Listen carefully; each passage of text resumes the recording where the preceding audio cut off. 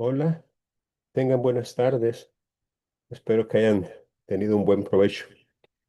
Vamos a iniciar la sesión de esta tarde, en la cual vamos a recordarles que en el bloque de aprendizaje número 1 solo tenemos 6 semanas, a diferencia de los bloques 2 y 3, en el que hay 7 semanas en cada uno.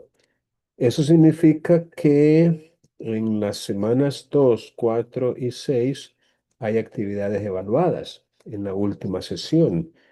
De tal manera que en la semana 2 tuvimos el laboratorio 1 y en esta semana, que es la semana 4, vamos a tener el laboratorio 2 del bloque de aprendizaje número 1, para que así en la semana sexta de esta, bueno, de la siguiente a la otra, podamos tener en la segunda sesión el examen parcial. Entonces, ¿qué es lo que van a estudiar? Miren, básicamente es lo que hemos visto sobre la función notarial en el código, perdón, en la ley de notariado y en ese libro que se ha compartido con ustedes en realidad es de Horacio Olmedo López. Quiero ver si puedo encontrar aquí en mi Horacio, así se llama el autor, Horacio Olmedo López. Am, Horacio Olmedo López. Horacio Olmedo. Chispas. Espérame que me está dando problemas esta máquina. Les decía que hay una obra de un autor salvadoreño que se llama Horacio Olmedo López.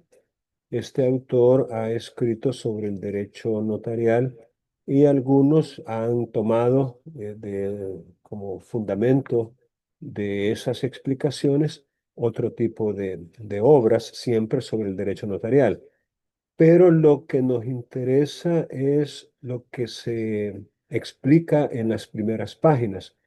La obra se llama Derecho Notarial Salvadoreño, solo que hay dos versiones, una de Ricardo Mendoza Orantes y otra de Horacio Olmedo López. Voy a tratar de conseguir la de Horacio Olmedo López para compartirla con ustedes, a fin de que puedan estudiar algunas páginas para el laboratorio que vamos a tener el miércoles. Bueno, ya se lo voy a compartir ahí en WhatsApp. No sé por qué no lo estoy encontrando. Pero bueno, algún problema he tenido con mis archivos. Bueno, entonces vamos ahora a remitirnos siempre a la ley de notariado para ver en qué términos se regula la responsabilidad que los notarios pueden tener ante algún tipo de perjuicio que puedan sufrir las personas, eh, tal vez por algún incumplimiento o alguna impericia, inexperiencia o a veces malicia que pueda tener un notario en el ejercicio de su función y con ello causar algún tipo de daño. ¿Cuál es la responsabilidad que según la ley de notariado recaería sobre un notario o sobre algún funcionario consular que en el ejercicio de la función igual haga incurrir en algún tipo de daño o perjuicio a otra persona? Para ello, vamos nuevamente a remitirnos a la ley de notariado y voy a compartir pantalla con ustedes para poder buscar la ley primero. Aquí estamos.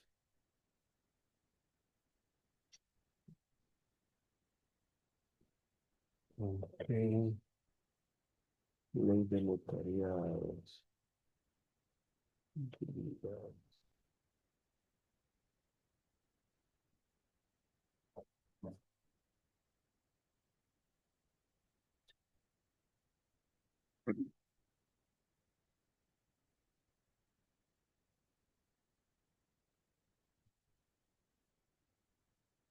Perdón.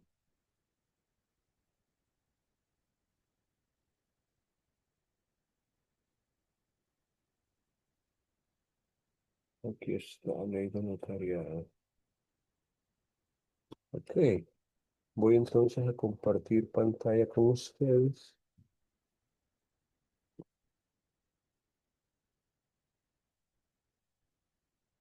para que veamos, o mejor dicho, continuemos con el análisis ya iniciado sobre la ley de notariado. La vez pasada estuvimos analizando los artículos del 1 al, al 8. Sí. Este, y en el artículo 11 aparece el procedimiento. Sí, vamos a leer los artículos que nos hacen falta hasta llegar al artículo 15. Que por cierto, estos 15 artículos también serán objeto de evaluación en el próximo laboratorio de esta misma semana, en la sesión 2. Entonces, pónganle atención al contenido de estas disposiciones porque, repito, van a ser objeto de estudio. Esto tiene que ver con la función notarial y también con la responsabilidad que pueden tener los notarios ante algún tipo de infracción a las responsabilidades que como notarios tenemos. Bien, vamos a pasar al artículo 9, el cual ustedes ya conocen porque lo estuvieron analizando en relación con el eh, reportaje que apareció en el periódico digital sobre el comportamiento que se criticó de un notario. Este artículo 9 prohíbe de manera especial a los notarios autorizar instrumentos, fíjense bien, no solo en que resulte, sino también en que pueda resultar. Como quien dice, basta con el intento, basta con la intención de que haya algún tipo de provecho. Provecho que según este artículo dice directo. Y quizás ahí es donde está el caballito de batalla de algunos al asumir que si el provecho es indirecto, entonces la prohibición no le alcanza.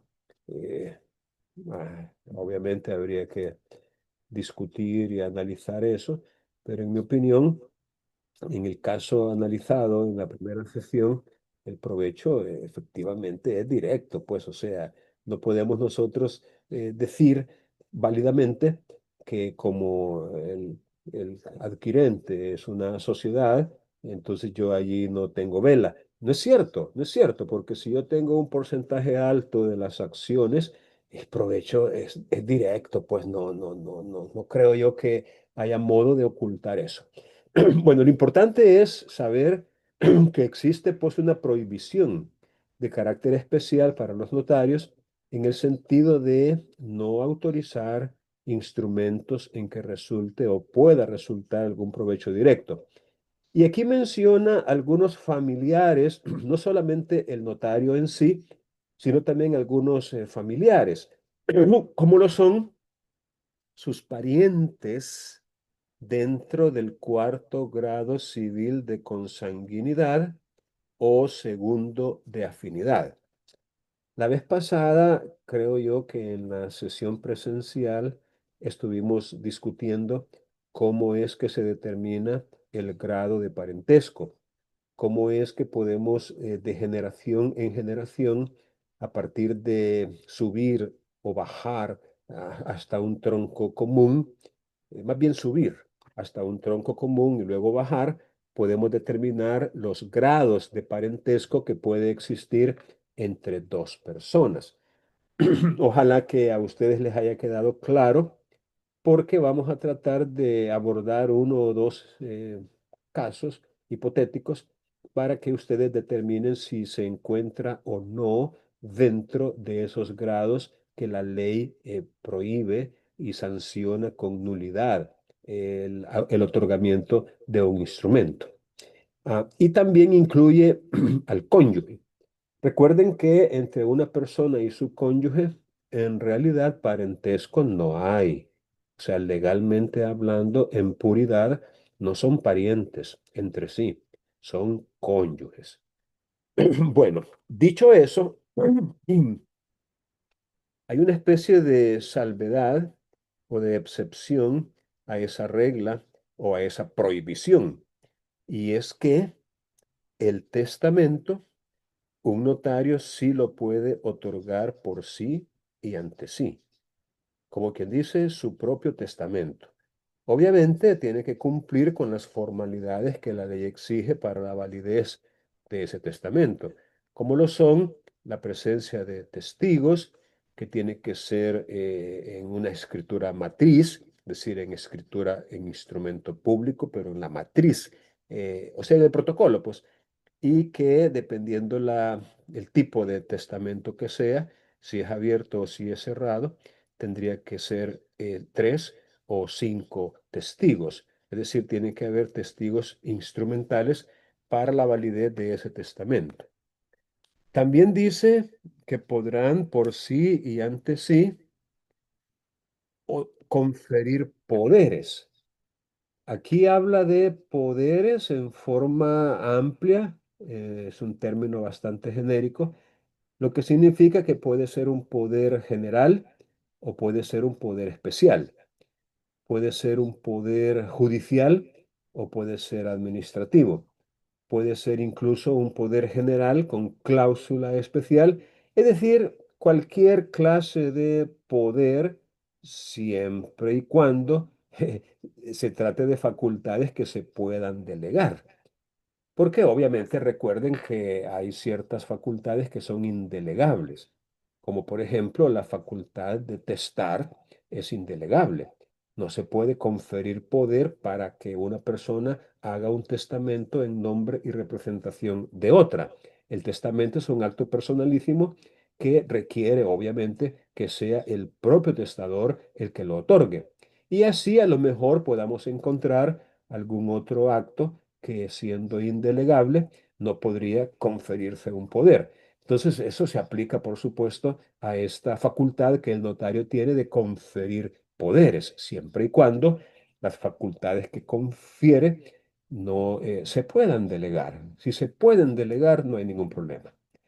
También dice hacer sustituciones de los poderes otorgados a su favor.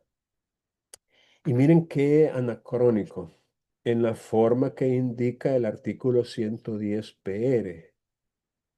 Esta referencia que se hace aquí es al Código de Procedimientos Civiles, el cual, por supuesto, estaba en plena vigencia cuando la ley de notariado fue promulgada.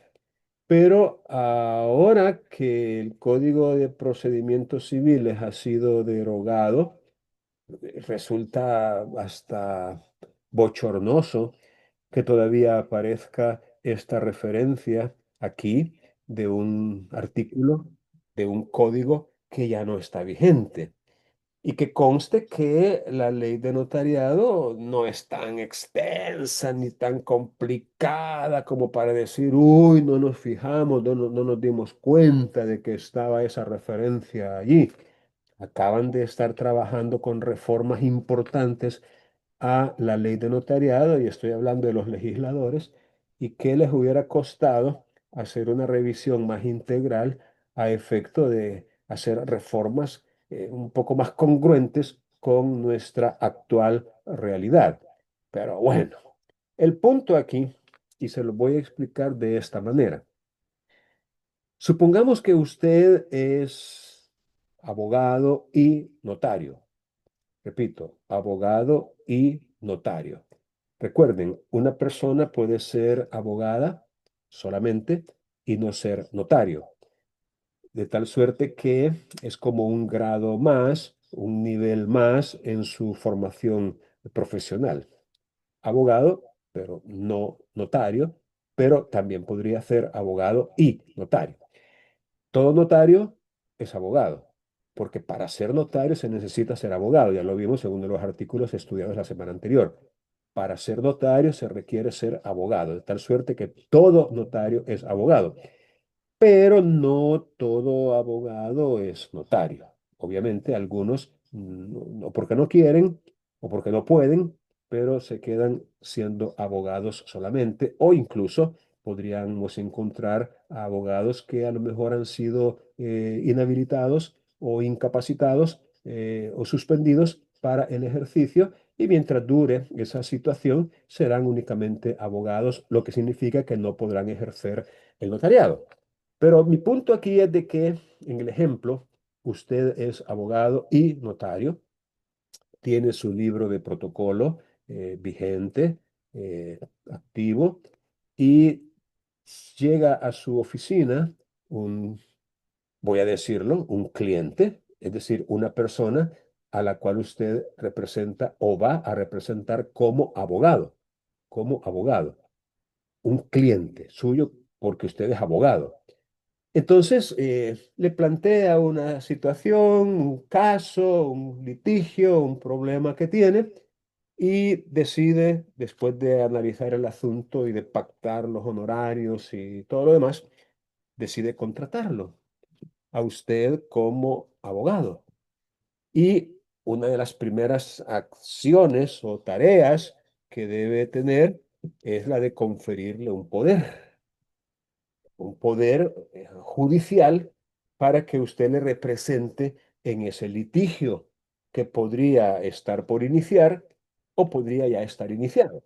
Pero hay un caso ahí donde usted va a intervenir como abogado, como representante judicial de esa persona. Entonces, es necesario, es importante que se otorgue un poder. Ok. Ah, ¿podría el notario, que es abogado también, otorgar, o mejor dicho, autorizar? ¿Podría usted autorizar en el libro de protocolos suyo ese poder a favor de usted? Como quien dice, ante mí, Napoleón Ríos Lazo, notario, comparece el señor fulano de tal y me dice que me confiere poder general judicial a mí para que yo, en mi calidad de abogado, lo represente en todos los asuntos en que de alguna manera tuviera interés, bla, bla, bla, bla, bla, bla, bla, bla, bla. A ver, ¿qué piensan? Quiero escuchar la opinión de Francisco. ¿Cree que sería válido? ¿Estaríamos infringiendo el artículo 9 si una persona comparece ante mis oficios como notario y ya que yo también soy abogado, me otorga un poder judicial para que yo lo represente? Francisco, ¿qué piensa? Me repite la pregunta, es que se me escuchó algo trabado por mi internet. Vaya. La pregunta es si un notario podría autorizar en su libro de protocolo un poder judicial a favor de él mismo.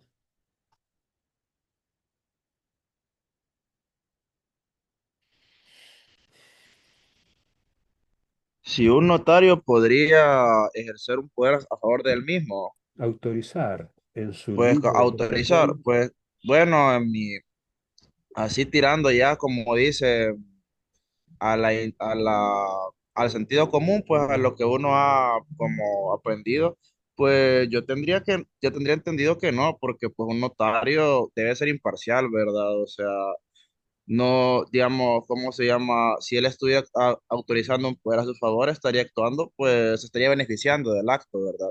Y tengo entendido que pues no son las facultades que tendría que tener un notario, es un conflicto de interés, creo, si no mal recuerdo. Bien, gracias por su opinión. ¿Y usted qué piensa, Jacqueline?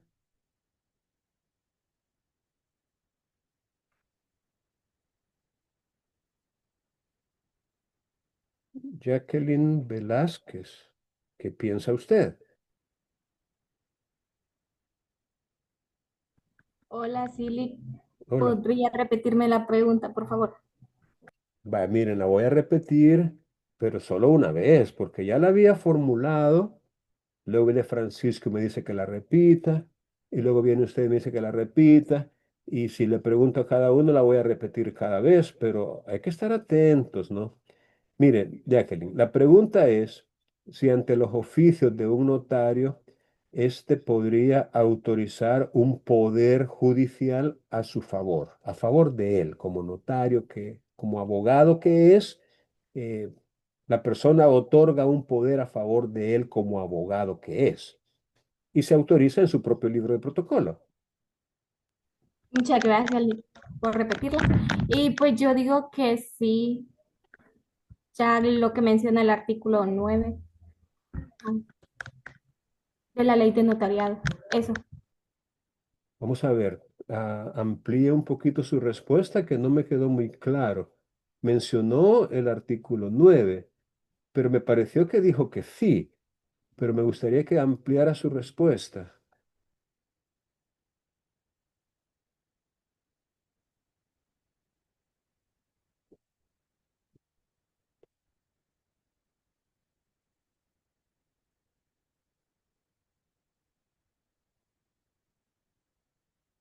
Vaya, yo le mencionaba que el artículo 9 porque menciona de los que se puede otorgar poderes.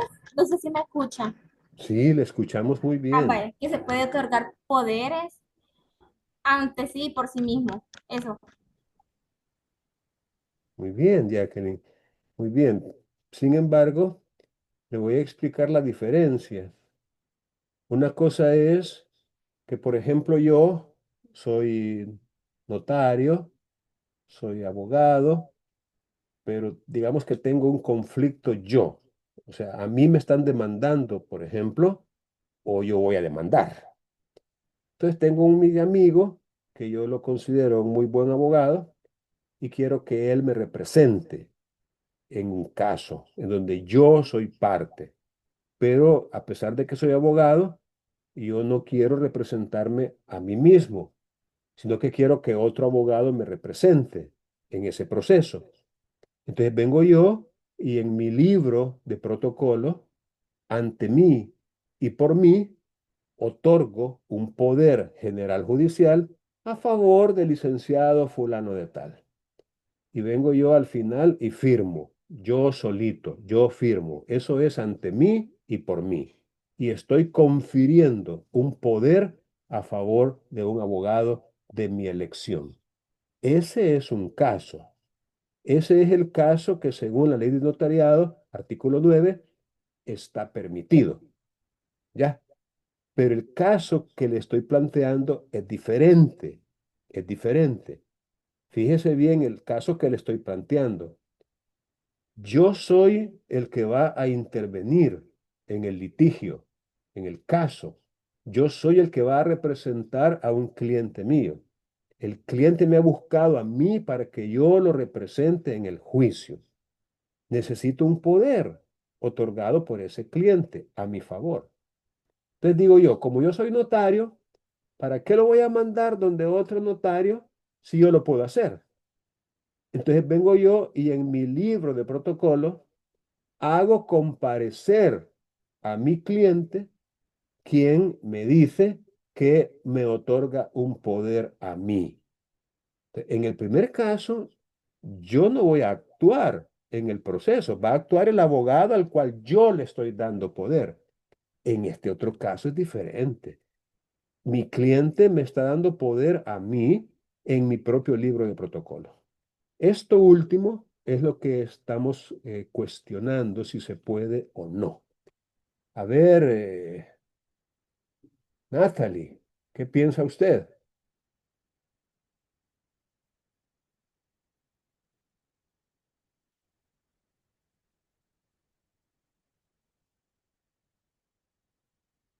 Natalie. Ay, hombre, mejor se salió.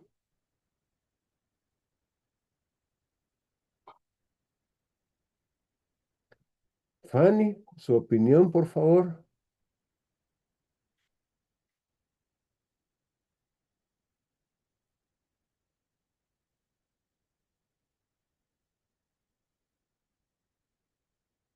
Fanny.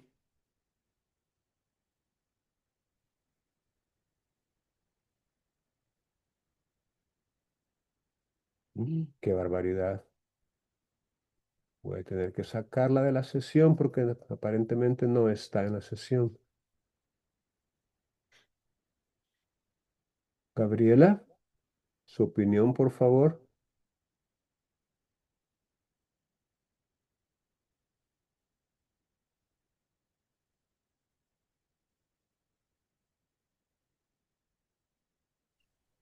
Hola, Lick. Hola, Buenas Gabriela. tardes. Dígame. Sí, buenas tardes.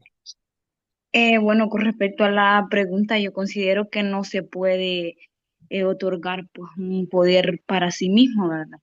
En el caso de un notario, por lo que es la imparcialidad que debe existir y también el conflicto de intereses que también puede haber. Entonces, si analizamos lo que es el artículo 9, ahí mismo nos dice que incluso pues em, tiene que respetarse lo que es los parientes dentro del cuarto grado de consanguinidad o segunda de afinidad, o sea, que era lo que estábamos estudiando en clases aquel día, del, bueno, yo así lo entiendo, no sé si estará Bien, bien.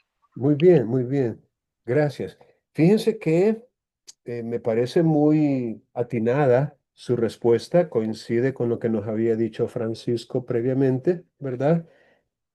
Y déjenme decirles que así es. Es decir, un poder otorgado a favor del mismo notario que lo está autorizando, sí, definitivamente devendría en nulidad, precisamente porque no es que de ese acto resulte un provecho directo para él, pero probablemente está en la categoría de que podría resultar. Recuerden que la prohibición es cuando resulten o pueda resultar algún provecho directo para ellos. Por eso es de que el legislador no permite, digámoslo así, esa actuación. Pero usted dijo algo que es bien interesante y que vale la pena tomarlo muy en cuenta, y es si se tratara de algún pariente, de algún pariente.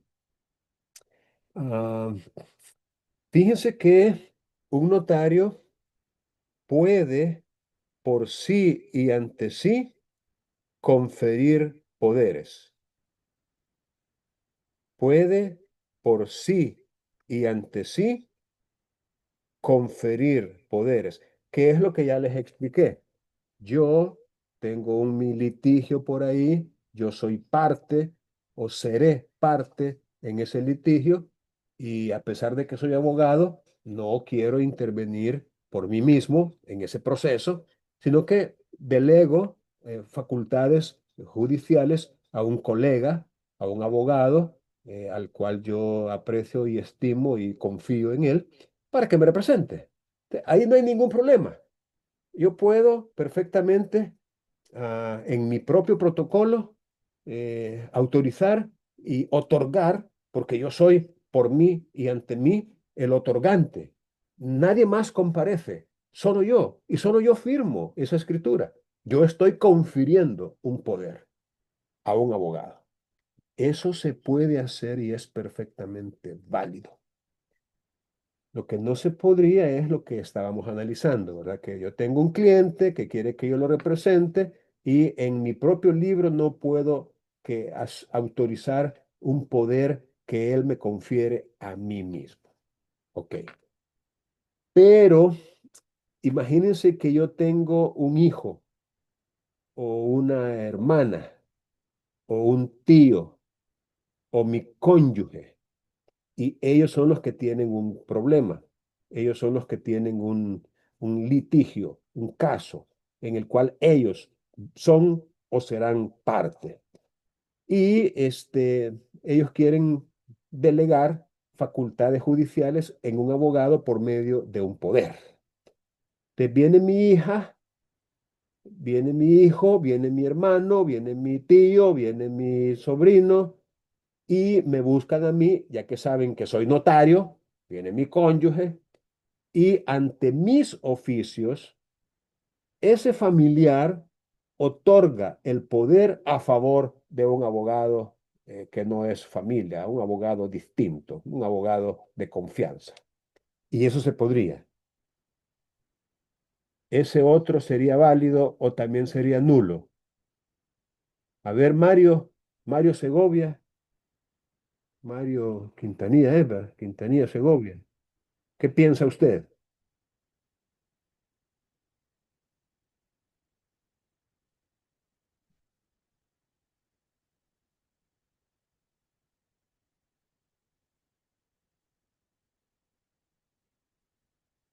¿Aló?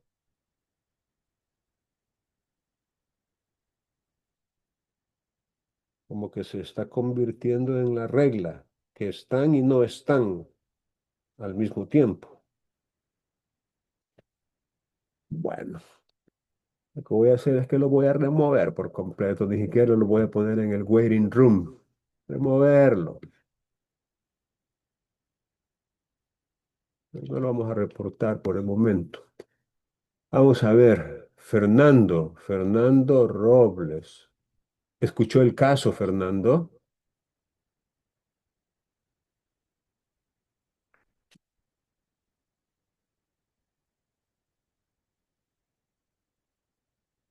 Aquí me parece conectado Fernando Robles.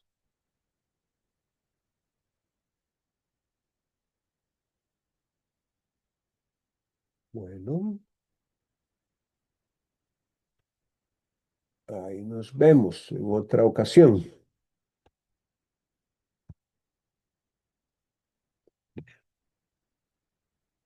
Sí, qué barbaridad, se están quedando poquitos. Jackson, Sí, licenciado, buenas tardes. buenas tardes, Jackson. Eh, ¿Escuchó el caso o se lo replanteo? sí, sí, lo escuché. Ah, En vaya. en ese sentido, yo diría de que sí puede, porque el artículo 9 prohíbe un beneficio directo, o un indirecto, podríamos decir, ¿no? Pero en este caso, el notario no va a recibir un beneficio directo, a menos que los honorarios se puedan entender como beneficio directo en este caso, ya que se lo está otorgando a otro abogado para que represente nada más a un familiar. Ujú, ujú. Buen punto, buen punto. Gracias por su intervención, el punto de los honorarios. Vaya, fíjense que de manera literal, el siguiente inciso de este artículo 9 nos aclara de que también podrán autorizar, o sea, podrán, se puede, son válidos, pues, también podrán autorizar los instrumentos que otorguen sus parientes dentro del cuarto grado civil de consanguinidad o segundo de afinidad o su cónyuge en los casos a que se refiere la parte final del inciso anterior. En los casos a los que se refiere la parte final del inciso anterior, excepto el testamento. Entonces, necesitamos hacer una lista pequeña de cuáles son los casos a los que se refiere la parte final del inciso anterior, porque en esos casos, con excepción del testamento, el notario sí puede válidamente autorizar, aunque sea otorgado por un pariente o por su cónyuge. Un pariente dentro del cuarto grado civil de consanguinidad o segundo de afinidad.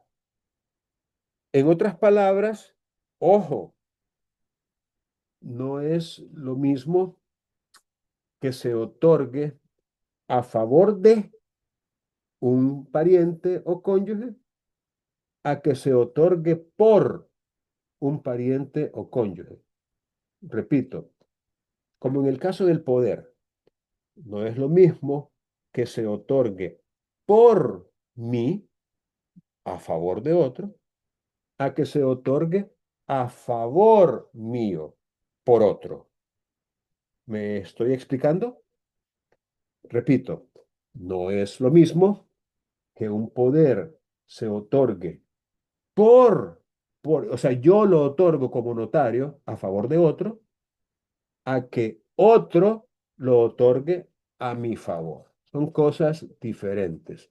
Una está permitida, la otra está expresamente prohibida, porque se entiende que podría allí haber algún tipo de beneficio, tal como ustedes muy bien lo han señalado, y porque podría efectivamente atentar contra la objetividad, contra la imparcialidad y generarse, como muy bien lo dijeron, un conflicto de intereses en ese sentido. De hecho, fíjense bien, el, la ley de notariado habla de sustituciones de los poderes otorgados a su favor, sustituciones de los poderes otorgados a su favor en la forma que indica el artículo 110 del Código de Procedimientos Civiles.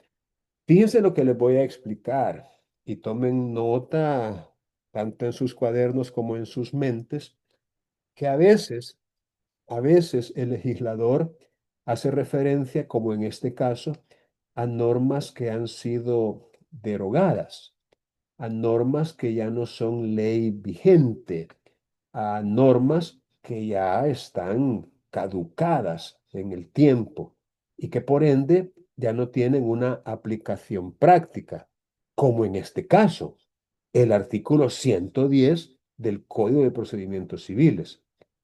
Pero el hecho de que se haga referencia a una norma derogada no significa que esta norma que hace referencia a aquella también esté derogada. Para nada. No significa eso. No vamos a decir, como el artículo 110 está derogado, entonces esto también está derogado. Y por ende ya no se podrían hacer sustituciones de poderes. No. Esa sería una interpretación errónea, equivocada de la norma. Aunque la norma a la cual se hace referencia esté derogada, si la situación jurídica que plantea todavía se mantiene, entonces haremos caso omiso de una referencia a una norma, pero dejaremos viva o aplicable lo que se está disponiendo al respecto. De eso vamos a volver a hablar un poco más adelante cuando veamos la ley del ejercicio notarial de la jurisdicción voluntaria, en donde hay un par de artículos que también hacen referencia a normas derogadas, pero no significa que esta norma también lo esté, ¿verdad? Vaya, pero ¿qué es eso de la sustitución de un poder? Miren, en principio, la sustitución de un poder se hace en un acta notarial, que por regla general se enlaza con el testimonio del poder que se está sustituyendo. Voy a tratar de explicárselos de la mejor manera que yo pueda, que mis palabras me lo permitan. Vaya, mire, en el artículo 2 aprendimos que los instrumentos notariales pueden ser de tres clases. La escritura matriz, que es la que se asienta en el protocolo. El testimonio o escritura pública, que es aquella en la que se reproduce la escritura matriz, y las actas notariales. Ok.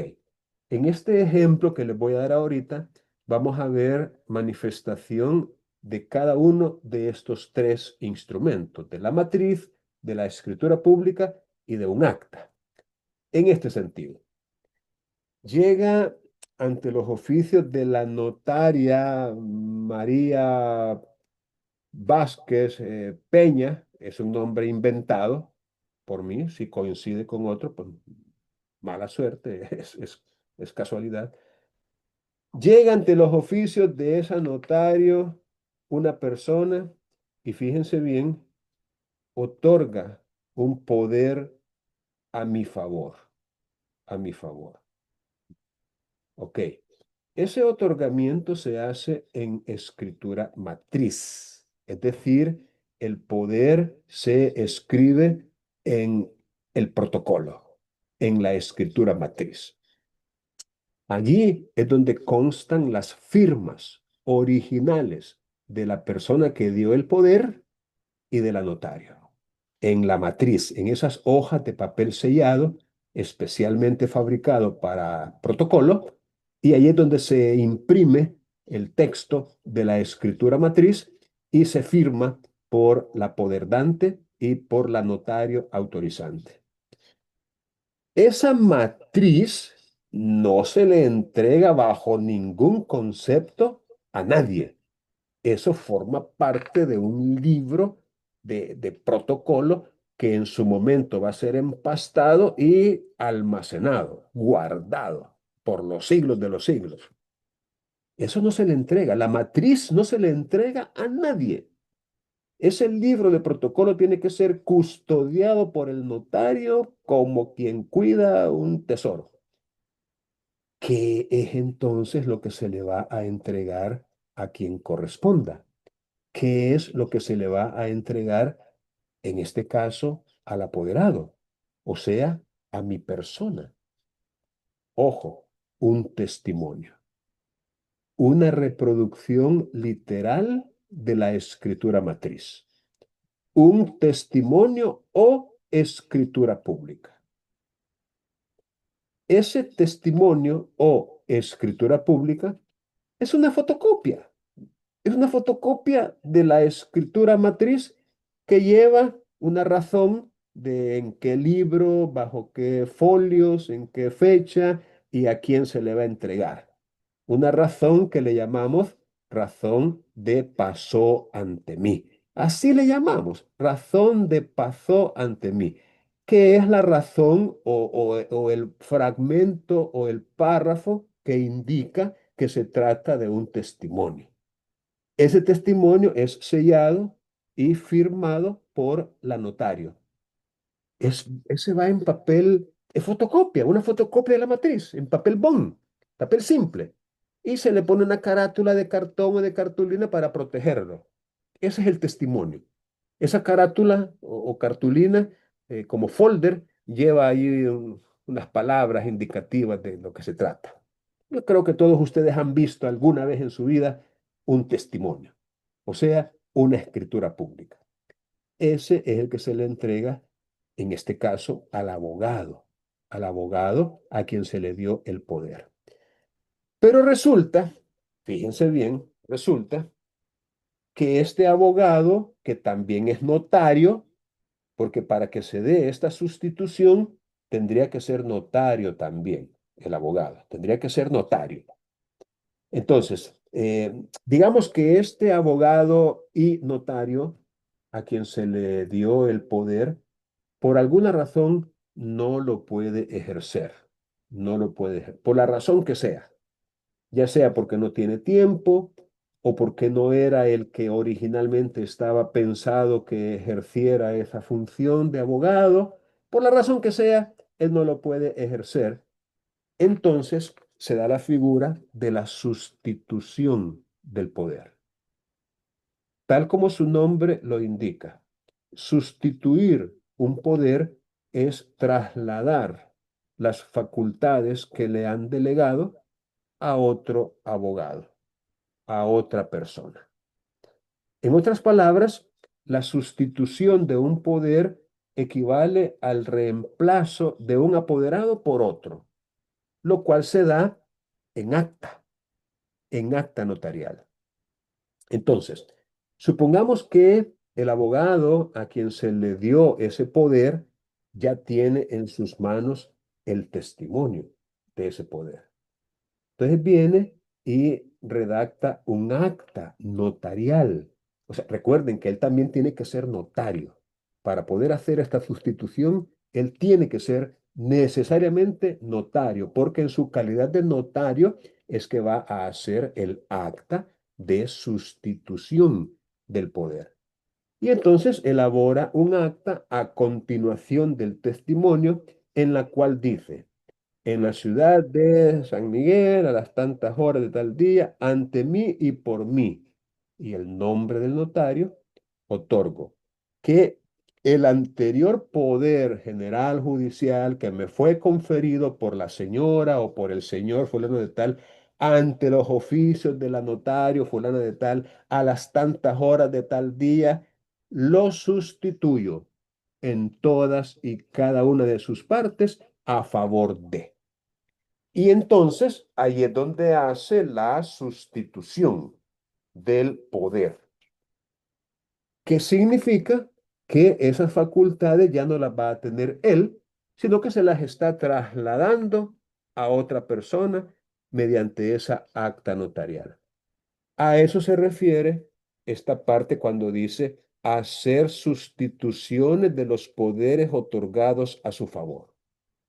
Repito, cuando a un abogado que también es notario se le confiere un poder, él lo puede ejercer o lo puede sustituir. Y se sustituye en acta, un acta que va a continuación del testimonio, debidamente enlazada el acta con el testimonio. A eso se refiere.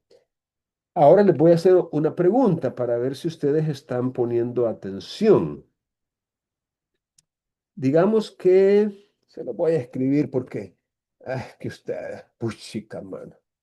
Luis otorga ante los oficios de Felipe un poder judicial a favor de Mario. Mario es abogado y también notario.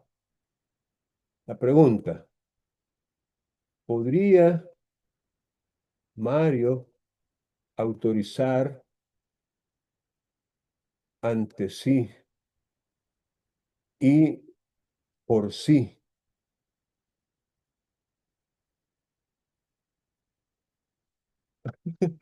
un acta de sustitución de ese poder a favor de Antonio, su hijo? Es decir, hijo de Mario. Vamos a ver, dijo un ciego y nunca vio. Ahí tienen la pregunta del millón para que se den gusto.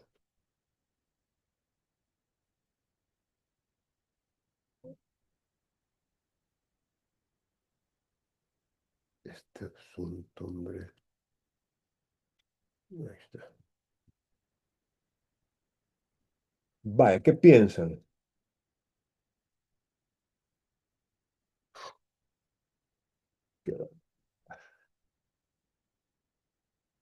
Vamos a ver.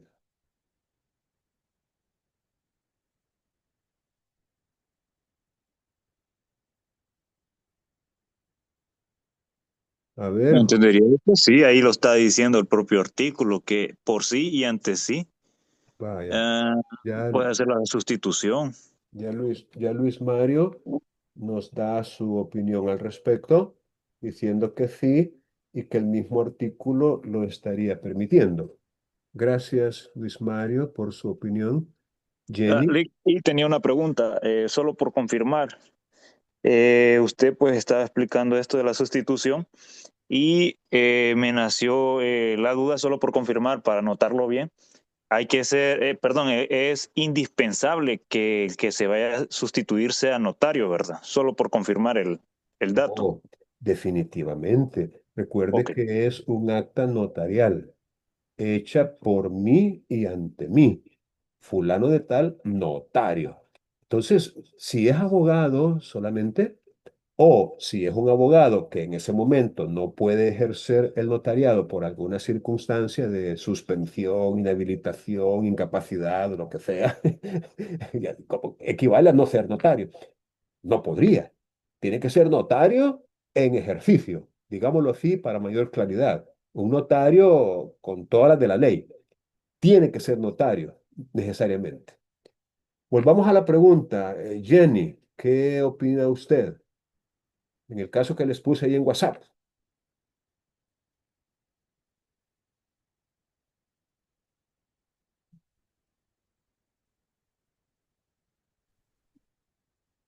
Buenas tardes. Buenas tardes, Jenny. Yo creería que sí, licenciado, que sí podría, Que sí por podría. lo que dice el artículo 9. Ok, muy bien. Gracias por su opinión. Lick, yo tengo una pregunta. Dígame, No sé, Francisco. el caso, no, perdón, es que tengo tos. El caso no sería, digamos, un conflicto de interés, ya que, por ejemplo, el beneficiario es el hijo. Bueno, efectivamente usted ha dado digamos, ha puesto el dedo en la llaga, lo que nos permite para todos los demás, incluyendo a Luis Mario y a Jenny, eh, digamos, hacer la exhortación de analizar en todos sus detalles los casos que les sean planteados, en todos sus detalles, no solamente en alguna parte de ellos. Cuando yo digo que usted, Francisco, ha puesto el dedo en la llaga, precisamente es porque usted leyó bien el caso y leyó la parte última, en donde está diciendo que la sustitución la está haciendo a favor de un hijo de él, del notario. Y entonces ahí nos topamos con la misma causal de prohibición de la parte primera del artículo 9, que eso equivaldría a hacer comparecer a una persona a conferir un poder a favor de mi hijo. Es como equivalente. O sea, para que sea válido y no caer en la prohibición, esa sustitución tendría que ser a favor de una persona que no sea pariente dentro del cuarto grado civil de consanguinidad, ni segundo de afinidad, ni su cónyuge, porque de lo contrario caemos en la prohibición genérica del mismo artículo 9. Entonces, la observación que usted hace nos ayuda a concluir de que en el caso planteado, si fuera a favor de una persona distinta de su cónyuge o de sus parientes dentro de esos grados, no habría ningún problema, porque de eso se trata, de que el notario puede por sí y ante sí sustituir poderes conferidos a su favor, pero ojo, no a favor, no va a ser la sustitución a favor de sí mismo. Bueno, ahí no se podría porque ya está otorgado a favor de él. No la va a hacer a favor de su cónyuge ni de ningún pariente porque entonces volvemos a lo mismo.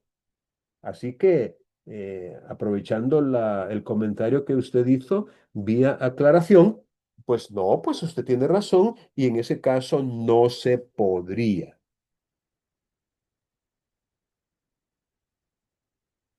Luego dice cancelar obligaciones contraídas a favor de ellos.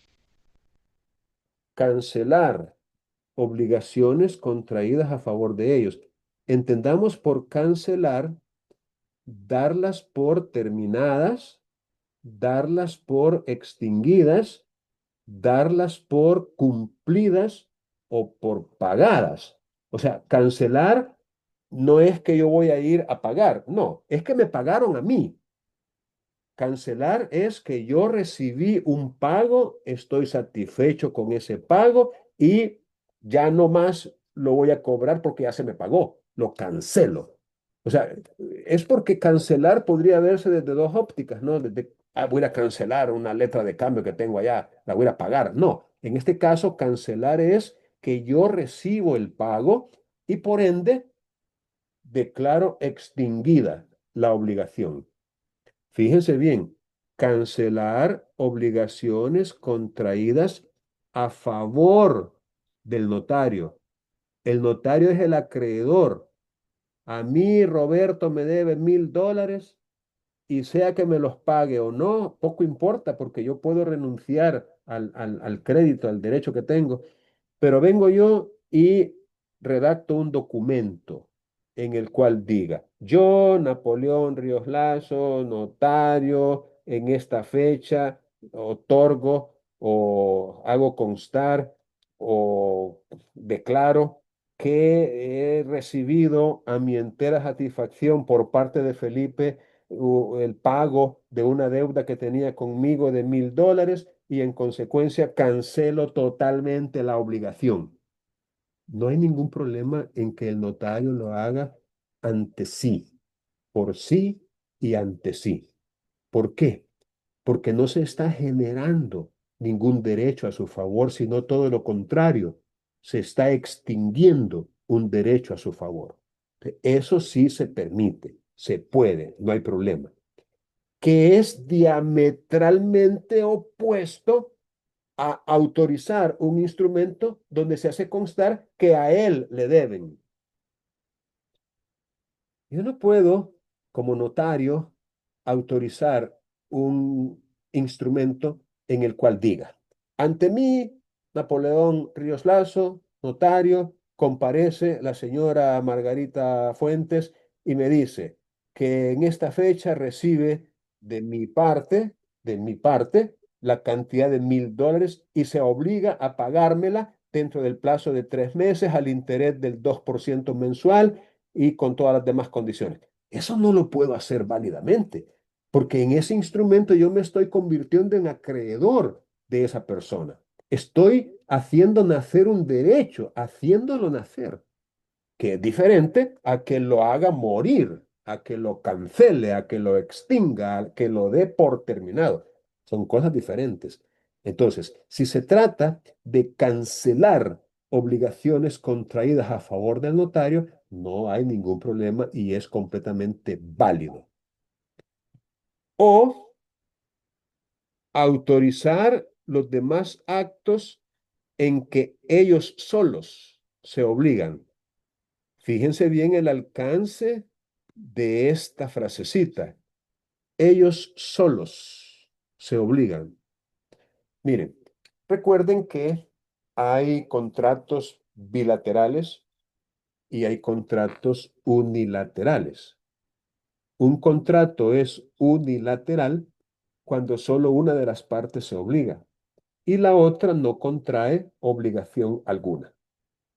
Y un contrato es bilateral cuando ambas partes se obligan recíprocamente, la una a favor de la otra. En ese orden de ideas, el notario podría autorizar perfectamente un contrato unilateral en el cual solamente él se obligue, solo él se obligue. Eso lo puede autorizar perfectamente ante sí y por sí. Lo que no puede es autorizar un contrato bilateral, en el cual sí, él se obliga, pero también la otra parte se obliga. Hay momento, ahí no se puede. Porque la restricción es en el que solo ellos, los notarios, se obliguen, no obligar a otra persona diferente dentro del mismo acto o contrato. Entonces, ojalá que eso les haya quedado suficientemente claro para comprender que a veces el notario perfectamente puede actuar por sí y ante sí dentro de estos parámetros, pero no así fuera de ellos. Ok, pero ¿qué pasaría con esta parte? También podrán autorizar los instrumentos que otorguen sus parientes o su cónyuge en los casos a que se refiere la parte final del inciso anterior, excepto el testamento. Ojo, todo esto que acabamos de comentar desde aquí, no solo se estaría aplicando al notario, sino también a sus parientes dentro del cuarto grado civil de consanguinidad o segundo de afinidad o su cónyuge. En otras palabras, ante los oficios de un notario puede llegar su cónyuge y conferir un poder. Puede llegar un hermano, su suegra, su papá, su abuelo, su hijo, su tío y conferir poderes. No hay ningún problema con eso, porque lo está diciendo el inciso penúltimo. También podrán autorizar los instrumentos que otorguen sus parientes y ese es uno de ellos, conferir poderes. Lo mismo se dice de hacer sustituciones de poderes. Lo mismo de cancelar obligaciones contraídas a favor de ellos.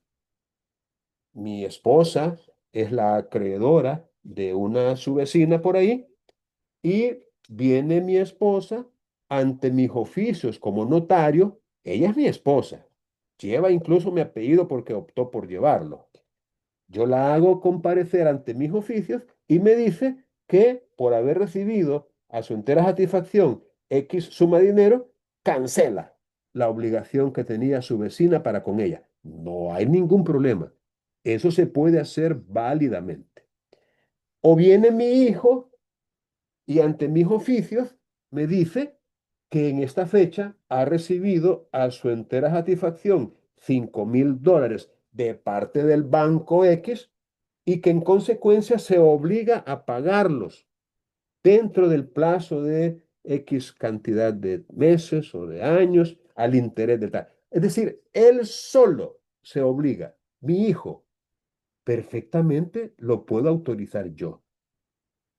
Lo que no puedo es que alguien se obligue a favor de mi hijo, que alguien otorgue un poder a favor de mi hijo ante mis oficios, que alguien cancele una obligación a favor de mi hijo ante mis oficios. Eso no podría, porque ahí sí ya entra el conflicto de intereses y el deber de imparcialidad que debe regir la función notarial. Lo que no se puede tampoco es que yo autorice el testamento de mi papá, de mi abuelito, de mi nieto, de mi sobrino. Ahí sí no se puede, porque lo dice literalmente, excepto el testamento. Sin embargo, yo sí puedo otorgar mi propio testamento, pero no el testamento de ninguno de mis familiares o mi cónyuge. La violación a lo preceptuado en este artículo producirá la nulidad del instrumento. Esto último resalta lo importante que es entender el contenido y el alcance de este artículo, porque si nosotros no lo comprendemos bien, podemos incurrir en alguna causal o por ignorancia podríamos dejar de autorizar un acto que perfectamente lo podríamos hacer.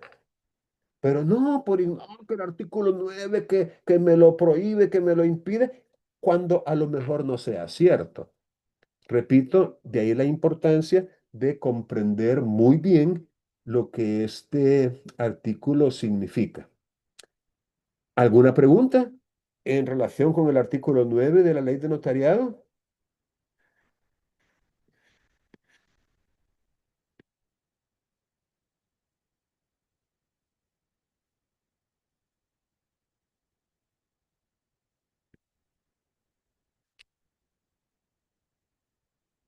Bueno, el artículo 10 menciona la existencia de un listado, de una nómina de notarios que emite la Corte por orden alfabético, los notarios.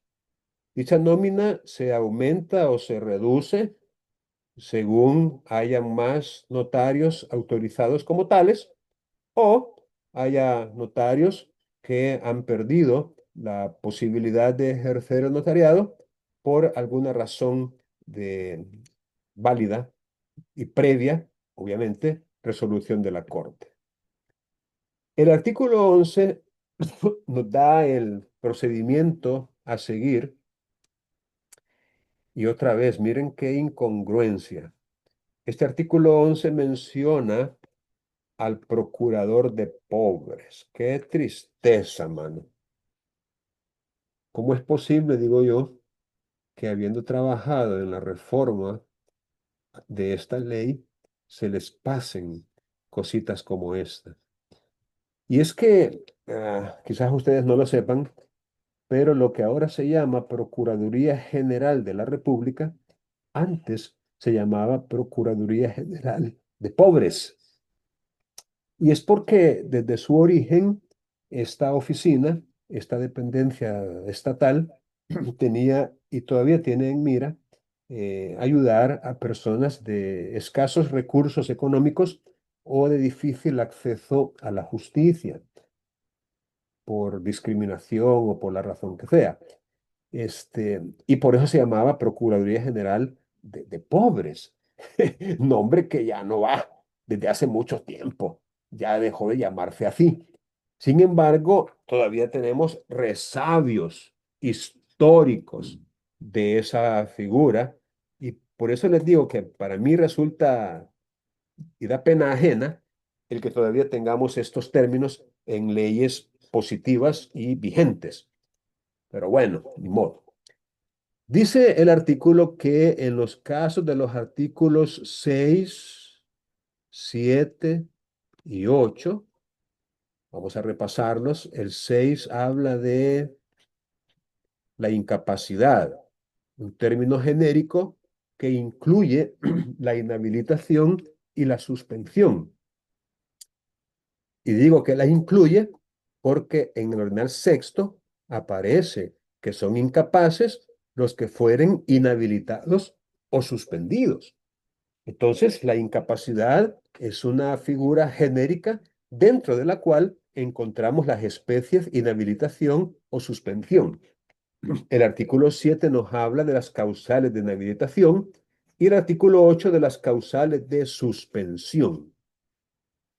Entonces, el artículo 11 dice que en esos casos, la Corte Suprema, a pedimento de parte interesada o de oficio, y según el caso concreto, denegará la autorización que se le haya pedido o declarará la incapacidad, inhabilitación o suspensión del que ya hubiere sido autorizado, procediendo en ambos casos en forma sumaria. Otro resabio histórico.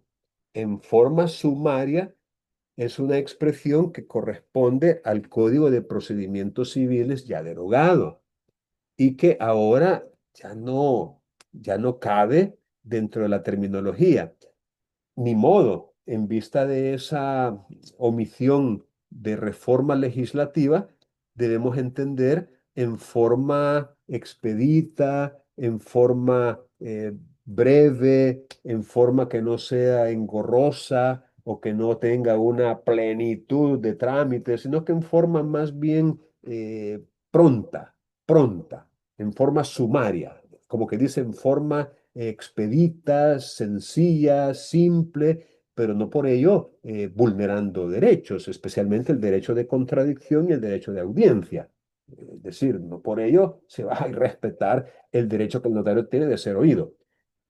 Por eso dice, oyendo al fiscal de la corte, que es un representante del fiscal general en la corte, y al notario, o en defecto del notario, porque él no se presenta o no puede presentarse, al Procurador General de la República o agente, más bien dicho, agente del procurador de ese mismo tribunal, o sea, de la corte.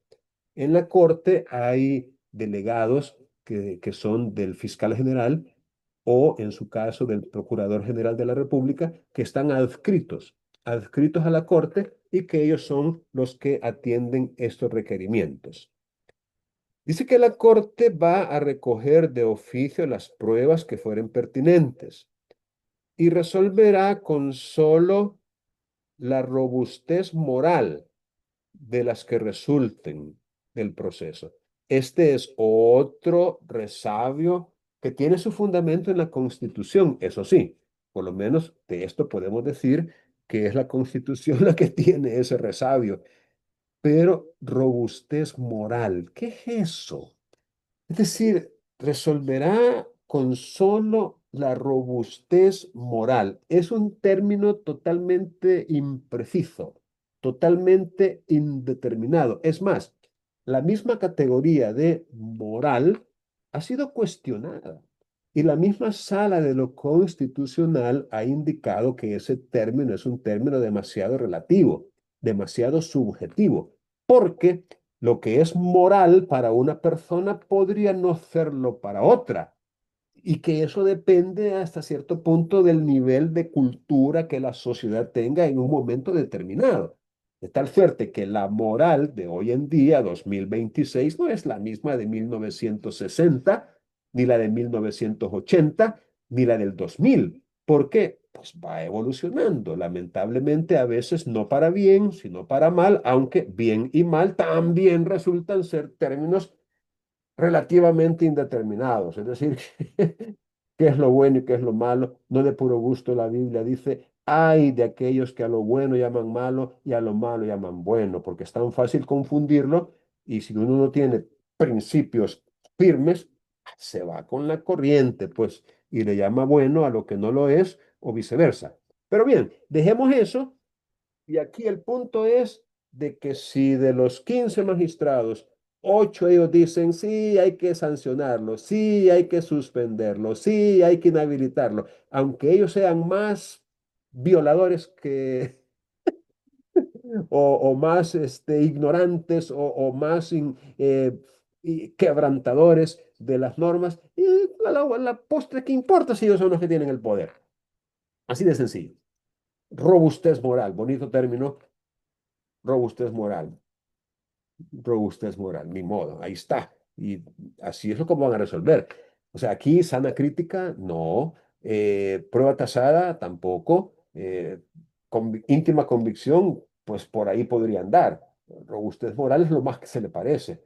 Como que dicen, "Mm, estoy convencido, estoy persuadido de que sí ha cometido un error, de que sí no tenía que haber autorizado esos instrumentos porque sí hay un beneficio. Sí, en mi conciencia y en mi moral me indica que sí, que cometió una infracción y sí, debe ser sancionado. 8 de 15 para que hagan decisión. Bueno, la resolución dictada en cualquiera de esos casos de incapacidad, de inhabilitación o de suspensión se publicará en el diario oficial. Y el notario deberá devolver su protocolo a la oficina que lo legalizó juntamente con el sello, dentro del término de 15 días contados desde la fecha de la publicación. Si no lo hiciere, se decretará que se haga por apremio. Otro término que, puya mano, yo no sé cómo es que se les puede escapar tanto término anacrónico, tanto término en desuso, por apremio. Apremio es algo corporal, es como ejercer la fuerza física contra la persona. El apremio hace referencia incluso a la pérdida de la libertad ambulatoria, es decir, a que cumplí, querrás o no querrás. El apremio es una medida coercitiva de utilizar o de emplear la fuerza física contra esa persona. Y si ni aún así se lograre la devolución, pues entonces se va a ordenar el enjuiciamiento del culpable. Bueno, hay que conocer el procedimiento y saber a qué atenerse por si nos toca. Cuando hayan desaparecido las causas que motivaron su exclusión, la Corte rehabilitará a los notarios. E igual procederá en forma sumaria, oyendo esta vez al fiscal. En la primera quincena de diciembre de cada año se va a publicar esa nómina por orden alfabético que contenga las modificaciones a la lista permanente. Modificaciones que obedecen a nuevas autorizaciones, suspensiones y rehabilitaciones. Ahora bien, si se omite el nombre de un notario en esa nómina, Eso no quiere decir que no va a poder ejercer el notariado siempre y cuando esté autorizado. Pero de oficio o a petición del interesado, la Corte manda a ampliar la nómina para que se incluya el nombre del notario excluido cuando fuere procedente y publicará la adición en el diario oficial, diario que casi nadie lee. Pero bueno, hay una forma de hacer público quiénes están o quiénes no en la nómina de notarios. Ok, jóvenes, aún es todo por ahora. Si tienen alguna pregunta, formúlenla con toda libertad, con confianza, sin pena, sin vergüenza. Y recuerden que para el miércoles vamos a tener el laboratorio en la sesión presencial. Si no tienen preguntas, voy a dejar de grabar para tomarles la asistencia. Vamos a ver.